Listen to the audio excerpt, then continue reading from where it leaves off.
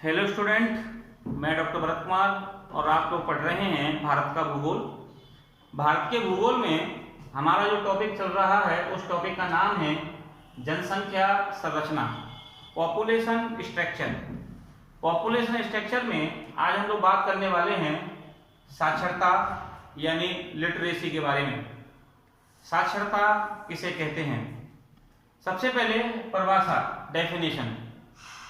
भारत में जो जनगणना विभाग है जो आंकड़ों को इकट्ठा करता है प्रत्येक 10 वर्ष के बाद, वह जनगणना विभाग जब आंकड़ों को इकट्ठा करता है तो उसने एक परिभाषा दी है कि वह कोई व्यक्ति जिसकी आयु 7 वर्ष या इससे अधिक है, वह कोई व्यक्ति जिसकी आयु 7 वर्ष या इससे अधिक है, जो पढ़ना लिखना गणितीय परिकलन करना जानता है, उसे साक्षर कहते हैं।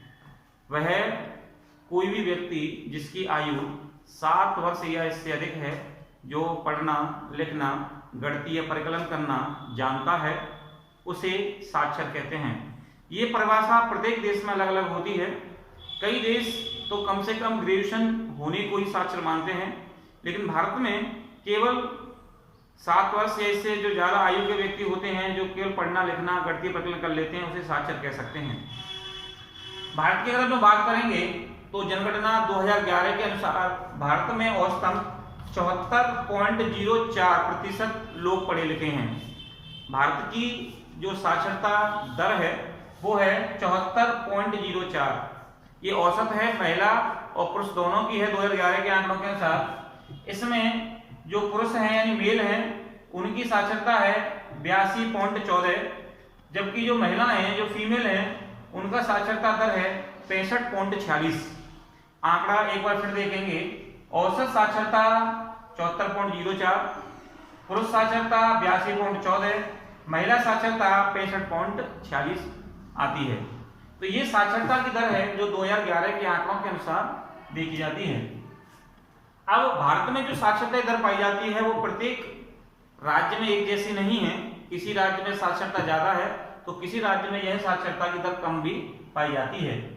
सबसे पहले हम बात करेंगे औसत से अधिक साक्षरता वाले राज्यों के बारे में। तो इसमें कई सारे राज्य आते हैं, लेकिन इसमें जो सर्वाधिक साक्षरता राज्य ज्यादा वाले जो राज्य हैं, इनमें केरल 93.91% लोग पढ़े लिखे हैं, यानी ये भारत में सर्वाधिक पढ़ा लिखा लोगों का राज्य है केरल। यहाँ 93.91% लोग पढ़े लिखे हैं। सेकंड नंबर पे आता है मिजोरम। मिजोरम में 91.58% लोग पढ़े लिखे हैं। राज्यों की बात करेंगे तो केरल में मिजोरम 2 आते हैं, और केंद्र प्रदेश की बात करेंगे तो लक्षद्वीप में 92.2% लोग पढ़े लिखे हैं। तो केरल नंबर 1 पे आता है और नंबर 2 पे आता है मिजोरम। राज्यों में पहले पे लक्षद्वीप नंबर 1 पे आता है, जहां 92.2% लोग पढ़े लिखे हैं। अब हम बात करेंगे निम्न साक्षरता वाले राज्यों में। तो निम्न साक्षरता जो पाई जाती है, सबसे कम जो पाई जाती है वो बिहार में पाई जाती है। बिहार के केवल 63.82% लोग औसतन पढ़े लिखे हैं, जबकि जम्मू और कश्मीर में भी ये साक्षरता कम पाई जाती है। यहाँ भी 68.74% लोग ही केवल पढ़े लिखे मिलते हैं। तो बिहार और जम्मू कश्मीर न्यूनतम साक्षरता वाले राज्यों में आते हैं। वहीं बात करेंगे हम लोग न्यूनतम पुरुष साक्षरता वाले राज्यों में, तो बिहार आता है। बिहार में औसतन पुरुष पूरे भारत में जो सबसे कम पढ़े लिखे हैं वो 73.5% हैं। पुरुष साक्षरता न्यूनतम है वो बिहार की है, और न्यूनतम जो साक्षरता है महिलाओं की, उसके अंतर्गत हम लोग बात करेंगे तो यहाँ पे राजस्थान आता है। सबसे कम पूरे भारत में कम पढ़ी लिखी जो महिलाएं हैं वो राजस्थान में मिलती हैं 52.70, जबकि अधिकतम पुरुष और महिलाएं जो पढ़ी लिखी हैं वो केरल में आती हैं औसत के आधार पर। आप इस जनगणना वर्ष के टेबल को देख पा रहे होंगे। 1901 में केवल 5.35% लोग पढ़े लिखे थे। 1951 में यह आंकड़ा बढ़कर के 18.33% हुआ। 2001 में यह आंकड़े बढ़ के 64.83% हुए, जबकि 2011 में जो अब वर्तमान समय है उसके अनुसार 74.04% लोग पढ़े लिखे पाए जाते हैं। तो ये रहा साक्षरता कि भारत में साक्षरता दर कैसे पाई जाती है।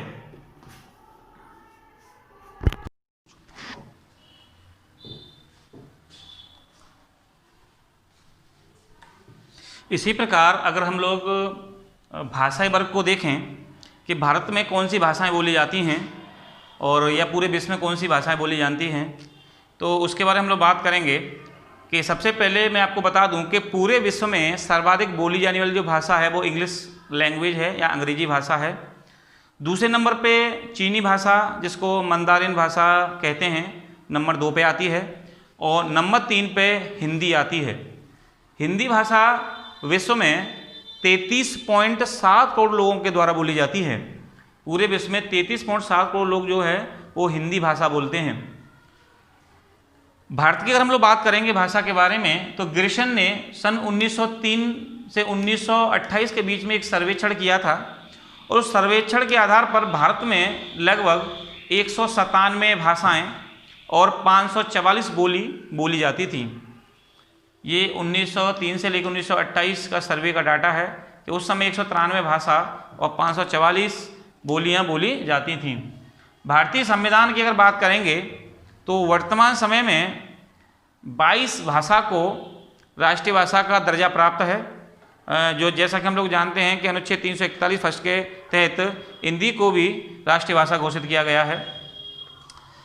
भारत में जो भाषा पाई जाती हैं उन भारतीय भाषाओं को 4 मुख्य भागों में बांट दिया गया है। इसमें इंडो यूरोपियन भाषा, द्रविडियन भाषा, साइनो तिब्बत भाषा और ऑस्ट्रो एशियाई भाषा आती हैं। यहाँ इंडो यूरोपियन और द्रविडियन जो भाषाएं हैं ये दोनों भाषाएं 98% हैं, यानी सबसे ज़्यादा जो भाषा बोली जाती है वो इंडो यूरोपियन या द्रविडियन भाषाएं बोली जाती हैं, जबकि साइनो और ऑस्ट्रियन ये भाषाएं बहुत कम बोली जाती हैं, जो कि केवल 2% के लगभग पाई जाती हैं। अगर हम लोग भारत में आंकड़ों को देखेंगे तो हिंदी भाषा सर्वाधिक बोली जाती है, यानी 33.7 करोड़ लोग 2011 के आंकड़ों अनुसार इस भाषा को बोलते हैं, जो कि भारत में नंबर 1 पे है और पूरे विश्व में नंबर 3 पे है। इसके बाद में बंगाली भाषा सर्वाधिक बोली जाती है हिंदी के बाद में, जो 8.3% है।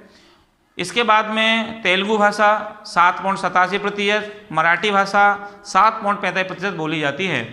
बंगाली भाषा जो अधिकांश है पश्चिम बंगाल में बोली जाती है, जबकि तेलुगु भाषा की बात करेंगे तो आंध्र प्रदेश और तेलंगाना राज्यों में बोली जाती है। मराठी भाषा का जो प्रचलन है वो महाराष्ट्र में है, और भी कई भाषाएं हैं जो अलग अलग राज्यों में बोली जाती हैं। तो ये रहा आज का टॉपिक जो हमने पढ़ा, जिसमें हम लोगों ने आज भाषा के बारे में और साक्षरता के बारे में पढ़ा। कल हम नया टॉपिक पढ़ेंगे। Thank you.